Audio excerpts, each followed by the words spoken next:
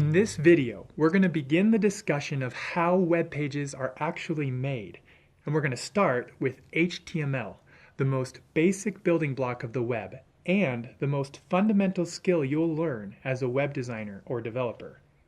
And let me warn you, HTML is a doozy. This is going to take a long time. Just kidding. HTML is actually super easy and really fun, so let's get started. HTML stands for Hypertext Markup Language. Now let's break that down and we'll start at the end. Language. What is a language? Well, it's a communication tool, so HTML communicates something. But communicates with whom? HTML is primarily designed to communicate with a computer in a way that a computer can understand. And this is the same with any other computer language like a programming language. But HTML is not a programming language. It's a computer markup language. So what is markup? Do you remember in school when your teacher would turn in an assignment to you and put comments in the margins, maybe in red ink? That's markup.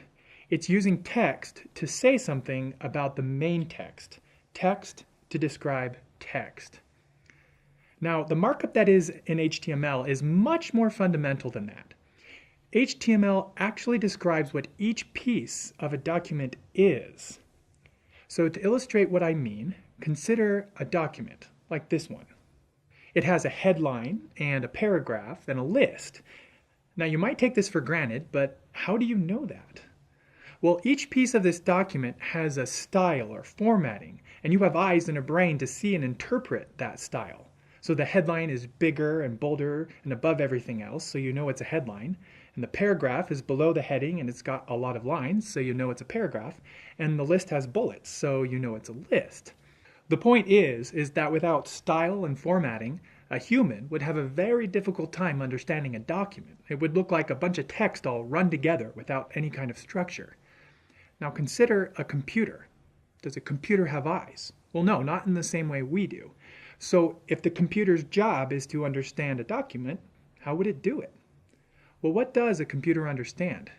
It understands text. So to help a computer, or rather a browser on a computer, to understand a document, then we need to use text to describe the text. And that's the markup part of HTML. So enough talk. Let's look at an example. Let's look at some HTML and see how this works. Now, no need to follow along here. There'll be plenty of chances for you to try this out in later videos. For now, just watch and see if you can understand the concept of how HTML works. Here on the left, we have the same text from the document that we looked at earlier, but in a plain HTML file in a plain text editor. We'll talk more about files and editors later. On the right is the same file, but opened up in the browser. And as you can see, the browser can't quite understand this document or the pieces of the document. It's showing it to us in one long line. So we need to add markup to the file in order to help it to understand the document.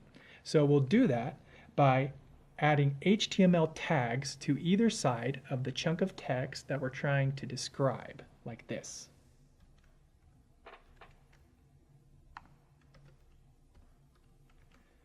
Now the tag on the left is the opening tag, and the tag on the right is the closing tag. And you can see the closing tag looks similar to the opening tag, but it has a / in it, and that marks it as the closing tag. So the opening tag and the closing tag mark the beginning and the end of the piece of text that we're trying to describe. And the two tags and everything in between make an HTML element. So opening tag, closing tag, and all together an element. Now every tag has the same structure. They start with a left angle bracket followed by one or more characters that mean something specific. In this case, H1 stands for heading level 1, and then a right angle bracket. The closing tag looks the same, but has a / after the left angle bracket.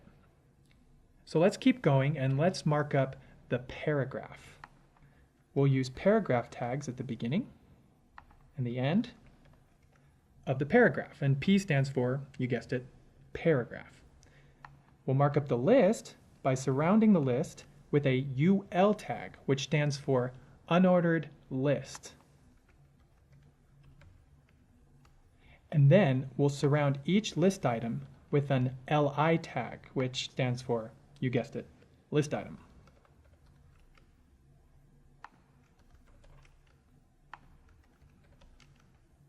And then we'll indent this just to make it a little prettier.